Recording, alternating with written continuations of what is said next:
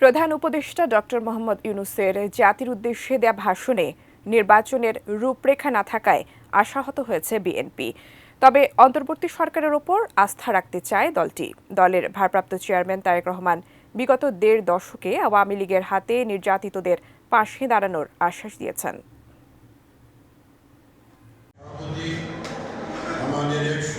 মজলুম জননেতা মৌলানা আব্দুল হামিদ খান ভাসানীর ৪৮তম মৃত্যুবার্ষিকী উপলক্ষে সোমবার দুপুরে জাতীয় প্রেস ক্লাবে আয়োজন করা হয় এক আলোচনা সভার। এতে বিএনপি মহাসচিব মির্জা ফখরুল ইসলাম আলমগীর বলেন, যারা বাংলাদেশকে সংঘাতের দিকে নিয়ে যেতে চাচ্ছে, নির্বাচনের রূপরেখা দিলে তারা পিছিয়ে যেতে বাধ্য হবে। আমি আশা করেছিলাম যে প্রধান উপদেষ্টা মহোদয় তার সমস্ত প্রজ্ঞা দিয়ে সমস্যাটা চিহ্নিত করে তিনি নির্বাচনের একটা রূপরেখা দেবেন।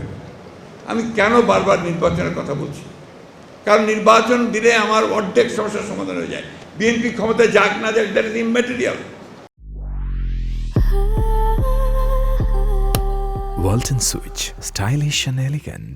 এদিকে বিকেলে একই জায়গায় আমরা বিএনপি পরিবার আয়োজিত বৈষম্য বিরোধী ছাত্র জনতার আন্দোলনে আহতদের মাঝে হুইল চেয়ার বিতরণ অনুষ্ঠানে বক্তারা বলেন, ফ্যাসিস্ট সরকারের দোসররা আবারও চক্রান্ত করছে।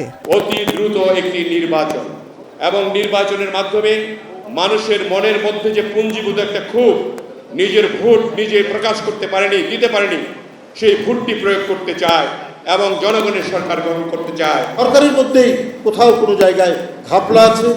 সরকারের মধ্যেও কেউ নানা ধরনের কোনো মানে কি বলবো যে কোনো মাস্টার প্ল্যান আছেন কিনা, এইটা এখন আমাদেরকে ভাবিয়ে তুলছে। অনুষ্ঠানে প্রধান অতিথির বক্তব্যে দলের ভারপ্রাপ্ত চেয়ারম্যান তারেক রহমান সারা দেশের মানুষকে বিগত ১.৫ দশকে ক্ষতিগ্রস্তদের পাশে দাঁড়ানোর আহ্বান জানান। বিগত ১৭ বছরে যে স্বৈরাচার মুক্ত, এটি অর্জন করার জন্য সমগ্র বাংলাদেশে দলমত নির্বিশেষে বহু মানুষ, অনেক ক্ষেত্রে রাজনৈতিক কর্মী, অনেক ক্ষেত্রে অরাজনৈতিক কর্মী, কিন্তু দেশপ্রেমিক মানুষ, বহু মানুষ বিভিন্নভাবে ক্ষতিগ্রস্ত হয়েছেন। আমাদের জন্য তারা যে আত্মত্যাগ করেছেন, আমাদের কর্তব্য, আমাদের দায়িত্ব এই মানুষগুলোর পাশে যতটুকু সম্ভব দাঁড়ানো। বিএনপি নির্বাচিত হলে ছাত্র জনতার আন্দোলনে শহীদদের যথাযথ সম্মান দেবারও প্রতিশ্রুতি দলটির ভারপ্রাপ্ত চেয়ারম্যানের।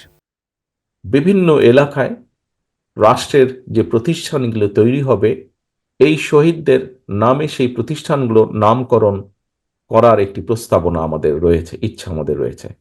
Nazia Afrin, ATN news, Dhaka. এবং একই